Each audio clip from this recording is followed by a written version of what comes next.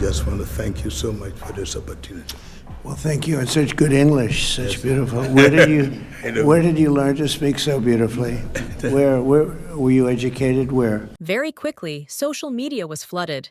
Satirical videos, scathing essays, sharp commentary.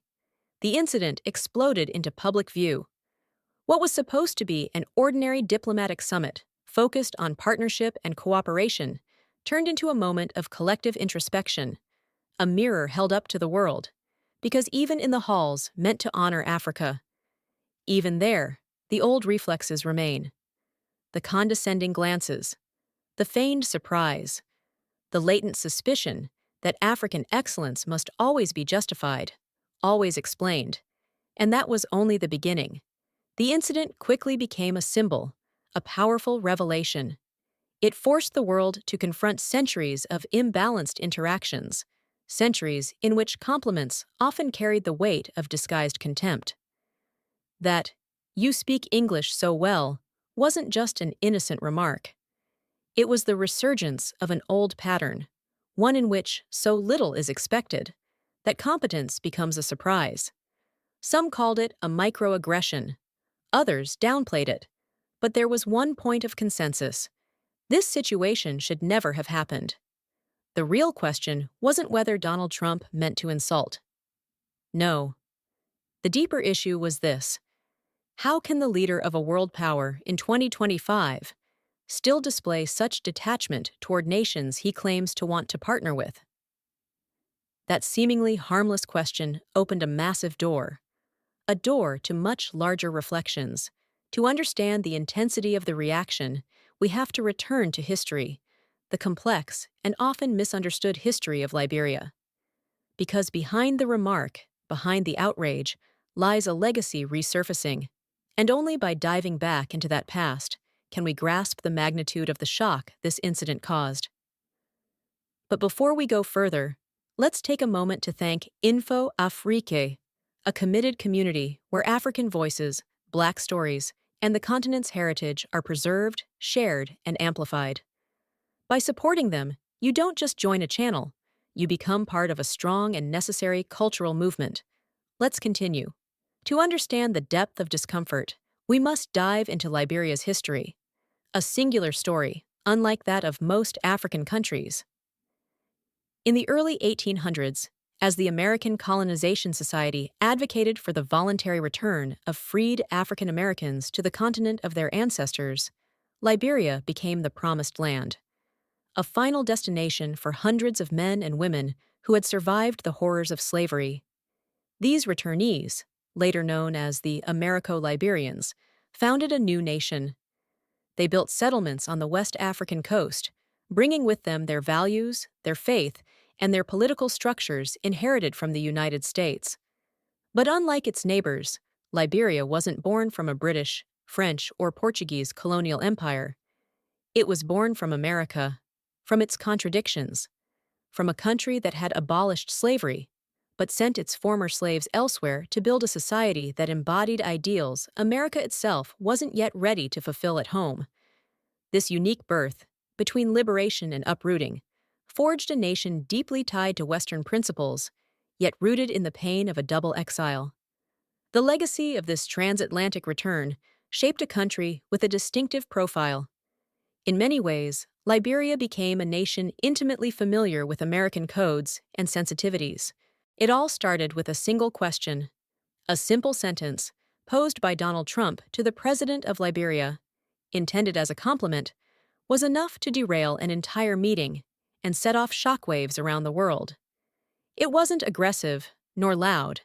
It didn't look like a scandal. But the remark struck something deep. Why did those few words provoke such a reaction? That's what we'll discover together.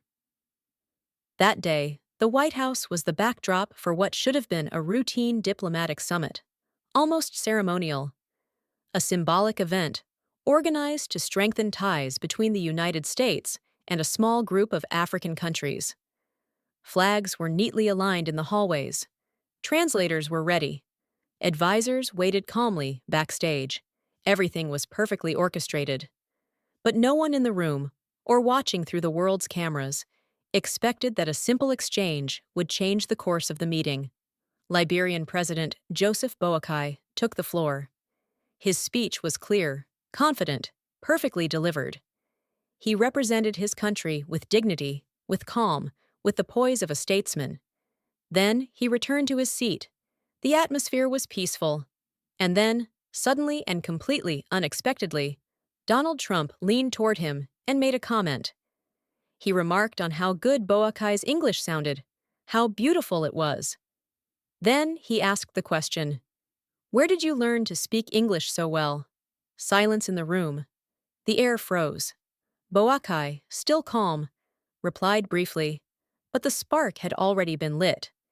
Even before any official statement was released by the involved governments, the damage was done. The media jumped on the incident immediately.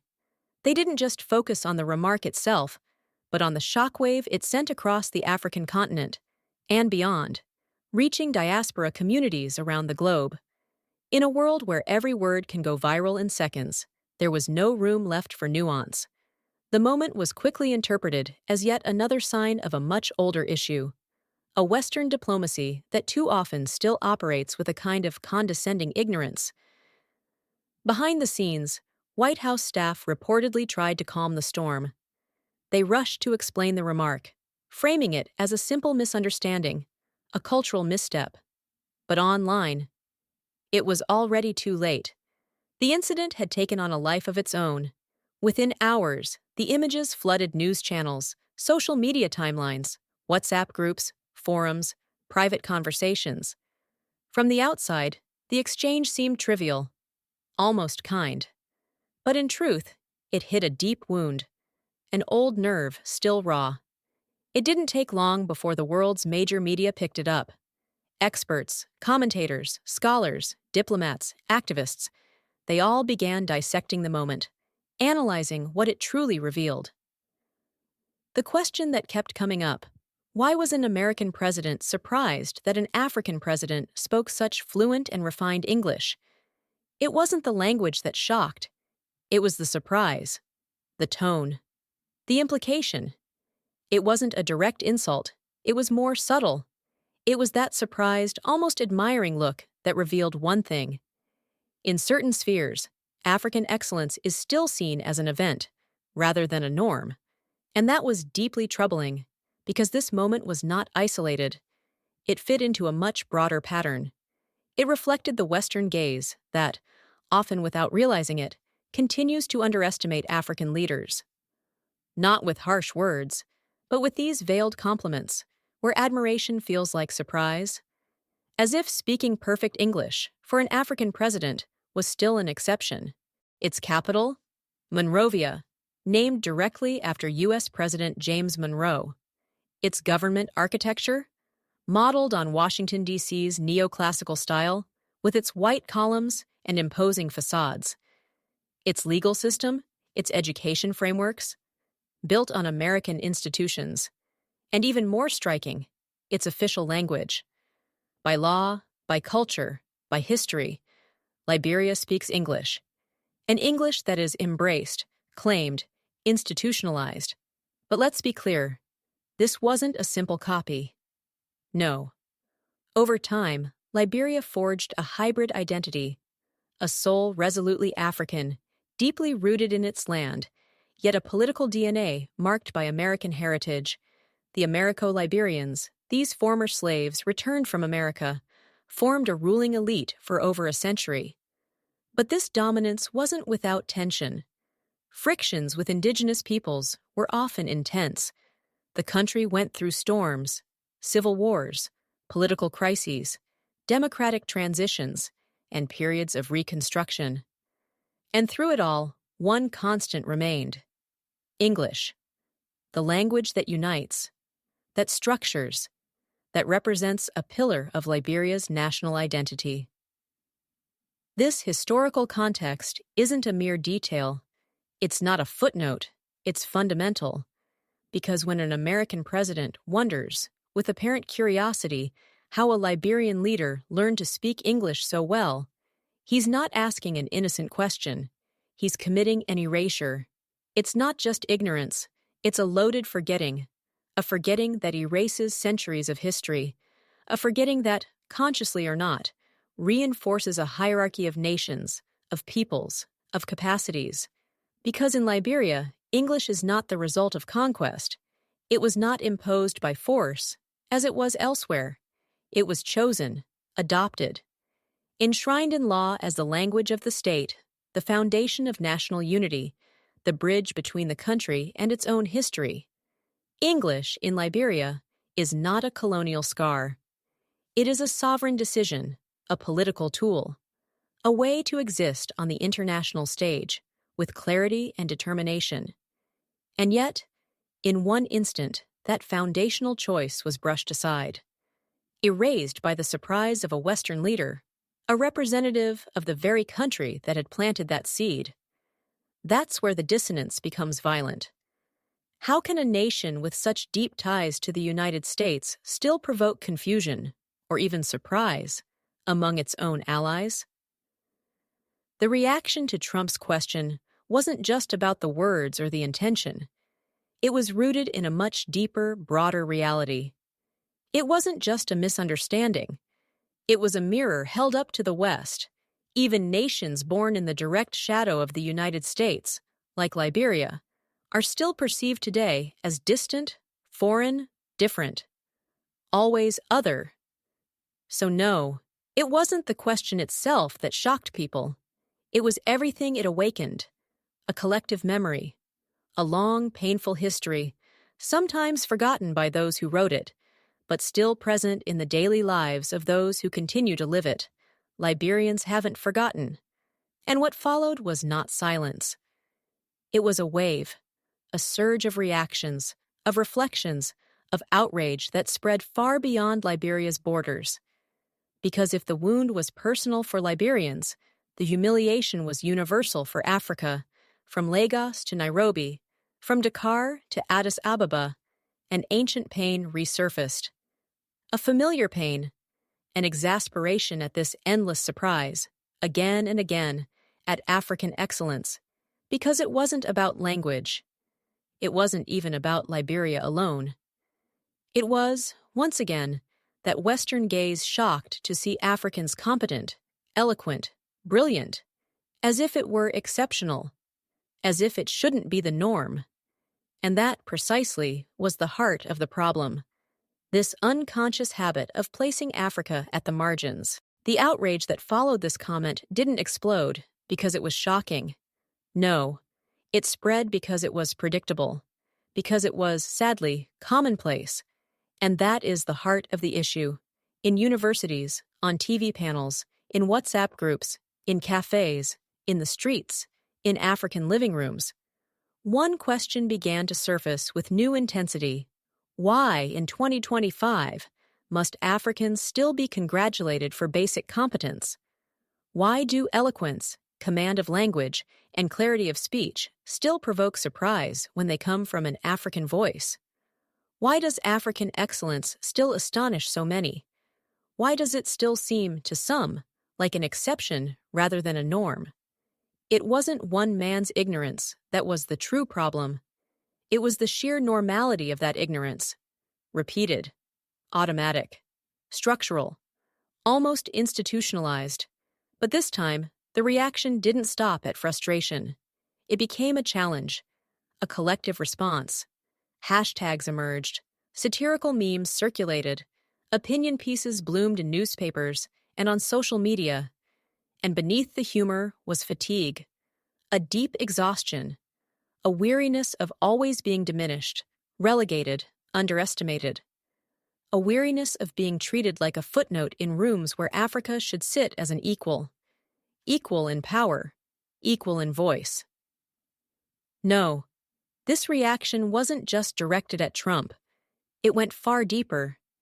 It spoke of centuries of conditioning, of decades of condescending gazes, of the invisible yet constant weight of dominant narratives that keep Africa at the margins, always late, always catching up. Even African leaders, usually very cautious in their public statements, said nothing. But their silence was loud. Their lack of condemnation wasn't approval. It was resignation, an all too familiar one, because this wasn't the first time. This wasn't an isolated case. On the contrary, it was so common that reacting felt almost pointless. Diplomats had heard it 1,000 times, behind closed doors, at conferences, at economic summits, at bilateral meetings, in the carpeted halls of the G20 or international donor meetings, always the same tone, the same surprised smile, the same veiled compliment. "Oh, you're much more impressive than I had imagined." But this time, it wasn't said in the shadows. It was on camera. And that changed everything, because that day, the whole world saw what millions of Africans live with every day. Students, entrepreneurs, scientists, artists, diplomats, heads of state. Belittled, dismissed, minimized, even when they're standing tall, even when they shine. But this wave of reaction from the African continent carried a different energy, a new force, one far more powerful. It revealed something essential, the new, rising, unstoppable confidence of Africa. Because today's Africa is nothing like yesterday's. Gone are the days when it relied on foreign aid or was reduced to a mere pawn in the Cold War chessboard. Today, it's an Africa building its own satellites. An Africa birthing fintech startups that become unicorns. An Africa forging strategic military alliances, speaking up in major negotiations on climate, natural resources, and migration. An Africa that acts, that decides, that demands its place. And above all, an Africa that's had enough. Tired of always having to explain itself to those who, frankly, don't even bother to learn. Tired of justifying its competence. Tired of proving its humanity. This raw, young, unapologetic confidence fueled the response. It was no longer just about dignity. It was a breaking point, expressed with surgical precision, biting irony, historical clarity. The African youth, connected, clear-eyed, politically aware, didn't just take offense. They understood instantly what that moment represented, and they outright rejected the old excuses. Intention, politeness. No one cared anymore, not when the pattern was always the same. When ignorance becomes ritual, intention is no longer enough. Sure, some Western observers tried to downplay the reaction. They said it was too sensitive, exaggerated, that it was not such a big deal. But they were dead wrong, because the response from Africa was anything but fragile. It wasn't emotional or overblown. It was strategic. It was cultural. And most importantly, it was strong, unapologetic, loud. And in the face of that uproar, what did the U.S. administration do? Nothing. A heavy silence. No apology, no clarification, not even an attempt to explain. Just a void into which decades of suppressed stories rushed. A void where all the wounds resurfaced, all the humiliations, all the echoes of a continent too often underestimated. But let's be clear, the anger wasn't aimed solely at Donald Trump. No, this moment exposed something much deeper, a wider fault line. The entire Western architecture of diplomacy was laid bare. A diplomacy that prides itself on politeness, that wraps itself in pretty speeches, but whose perceptions remain frozen in outdated stereotypes. And that's when the tension started to climb, all the way into the heart of Washington. If you appreciate this content, don't forget to like the video, subscribe to our Info Afrique channel, and activate the bell to discover more videos on African culture, history, civilizations, and Black identities. Let's continue. Meanwhile, in the inner circles of U.S. foreign policy, discomfort was setting in. Analysts, diplomats, even former senior officials from the State Department began drafting internal memos, quiet reports. Not out of moral concern. No, not out of genuine indignation, but out of strategy. Because that moment wasn't just a communication misstep. It wasn't just an image problem. It was more serious. It was a direct blow to U.S. credibility in Africa. That simple moment, that seemingly harmless comment, actually pulled back the curtain on a disturbing truth: the weakness of the U.S. toward Africa, a continent too often viewed as a mere recipient, not as a true partner. And what worried the most seasoned observers wasn't even the comment itself. No, it was how unprepared the U.S. administration was to handle the fallout. No sense of urgency, no attempt to clarify or reframe, no effort to restore a clear message, just that silence. The same heavy, familiar silence, the kind that settles every time Washington doesn't know what to say in a delicate moment, hoping, as always, that the news cycle will move on. But this time, silence wasn't enough. In the quiet corridors of American diplomacy, behind closed doors, a debate took root. Foreign policy advisors were split. Some thought it best to move on, not blow things out of proportion, keep a low profile. Don't feed the story. But others, more clear-eyed, sounded the alarm. Not responding would send a clear message, a message of contempt for the dignity of Africans. And this internal discomfort, this failure to respond coherently, revealed an even deeper issue: a glaring lack of institutional readiness to treat Africa as a true diplomatic equal. And that realization is nothing new. For over 2 decades, the U.S.-Africa relationship has been plagued by chronic inconsistency. Summits are held, aid is announced, photos are taken. The stage is perfect. But underneath, there is no real political culture around what Africa represents in Washington.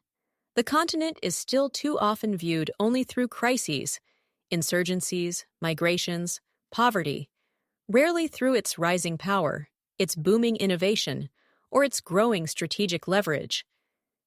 That moment was a stress test, and the system failed.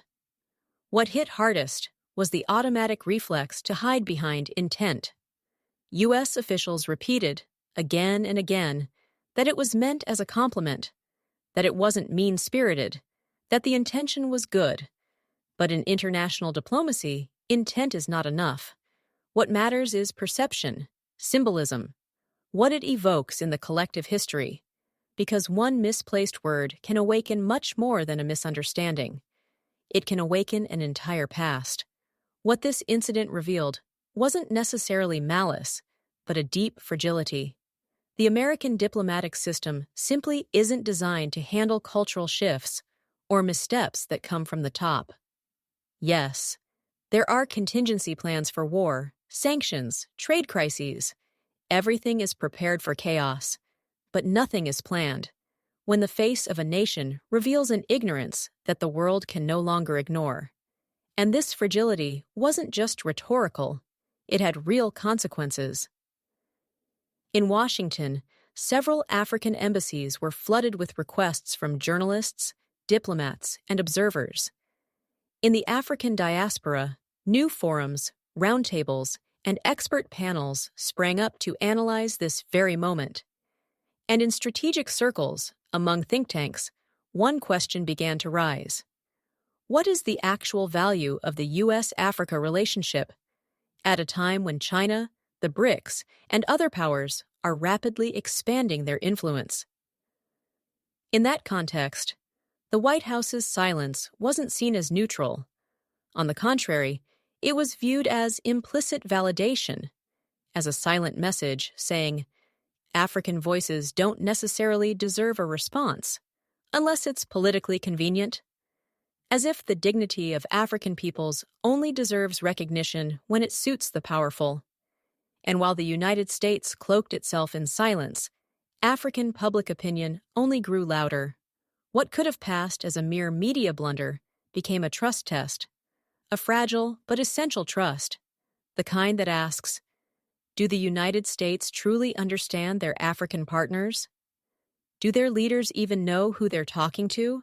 And most importantly, is the respect they show sincere or just decorative? So then, what happens when that trust is broken? The answer doesn't lie in what the U.S. does next. It lies in what Africa decides to do.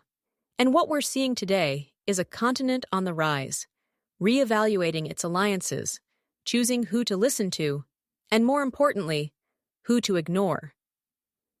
At the very moment Washington's silence became routine, a diplomatic reflex, Africa had already begun to look elsewhere, not out of pride, not for comfort, but because it now seeks alignment, not domination, respect, not condescension.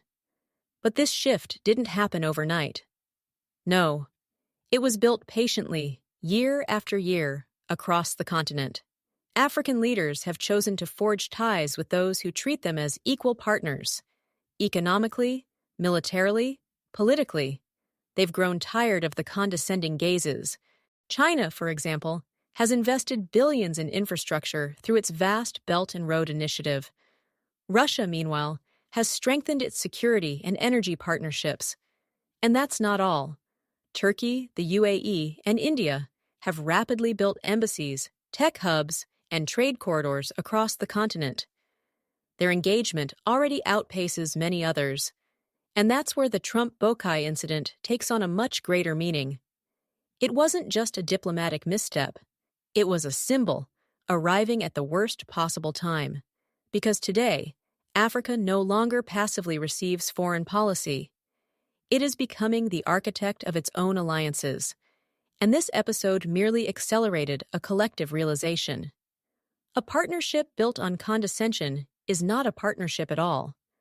That's why, more and more, African nations are turning toward new blocs. They're signing trade deals in rubles instead of dollars, negotiating regional security frameworks without involving NATO, and most importantly, demanding a seat at the global table. Not as beggars, but because they now carry real weight, real leverage. This diplomatic shift wasn't caused solely by a president's words, but that simple comment, uttered in a glowing room in the White House, served as a brutal wake-up call, because today's Africa no longer waits for Western validation. It doesn't need to be told it is worthy, competent, or civilized. It already knows. What that moment proved is that Africa no longer begs for seats. It claims them, firmly, not out of pride, but because it is actively building its own future.